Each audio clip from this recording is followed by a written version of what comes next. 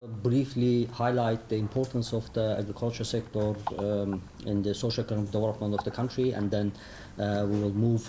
I will give you some information and statistical information how the agriculture sector contributes to the climate change in the country.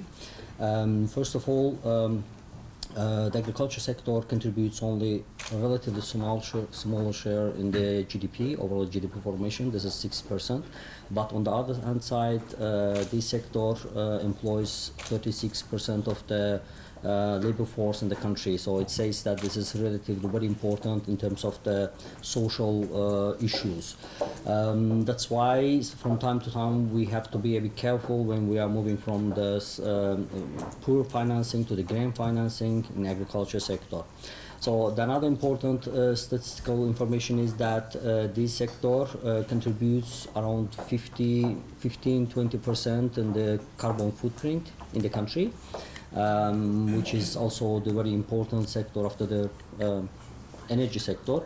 But among my colleagues today morning, they impressed that it's not all about the CO2 emission. We have to, once we are talking about agriculture, we also need to think about the deforestation, soil health, soil degradation. We need to think about the water pollution, efficient use of the water resources, and also loss of biodiversity.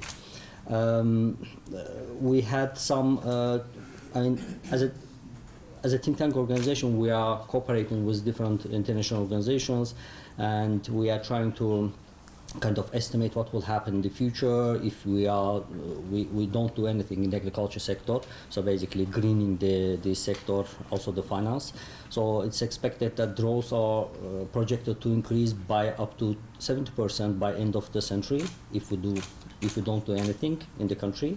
And if we take a statistics, we see that heat waves have increased by 13% in recent years. And Azerbaijan has also experienced an average temperature rise of 1.4% over the past decade, and this is gonna be 2.5% by 2050.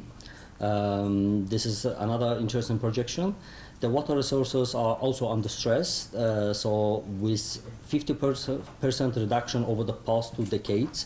So if you take a look at the rainfall in the country, you will also see that this over the last 2 decades, the rainfall also decreased in the country. This is due to increase mainly evaporation patterns in the country. So all of these gives us the important message, so that we have to deal with the climate change and environmental issues in the country. So green finance is one tool. So one of those tools that how we can deal with the effects of the climate change in the country.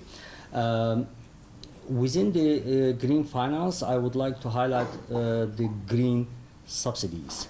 So countries like Azerbaijan, they are heavily subsidizing the agriculture sector.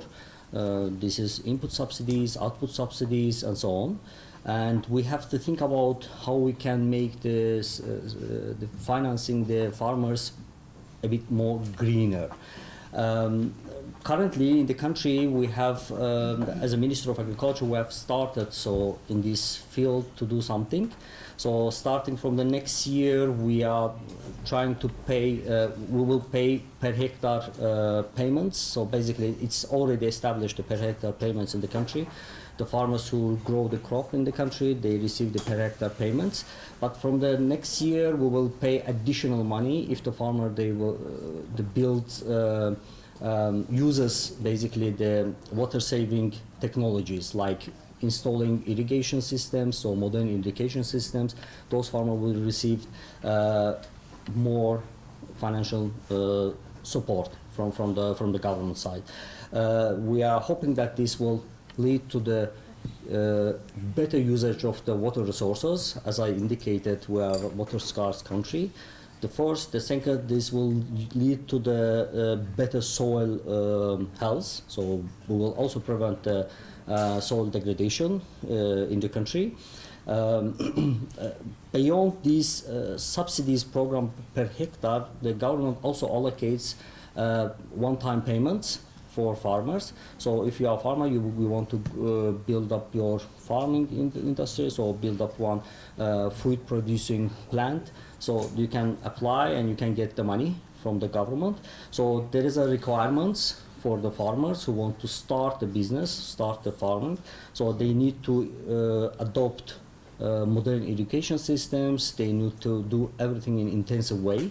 So this will also we're expecting to will also lead to the better soil quality. This will protect also overuse of water resources. This will also prevent water pollution and so on. At the same time, we are also working in the field of agroforestry. So this is another line that is important, because this is very important issue to ensure the biodiversity. As I have indicated, this loss of biodiversity is also very important issue in the field of agriculture development. So government also provides, will also provide in the future the funding for the forest belts. So this is another common issues in the agenda of the Ministry of Agriculture. Parallel, we will also work the crop rotation program subsidies. So this will also reduce the stress from the agriculture sector that comes to the climate change issues. The another important direction that we are working, this is subsidizing the inputs of the farmers in terms of the technologies. So the farmers can adopt or can buy or purchase agricultural machineries.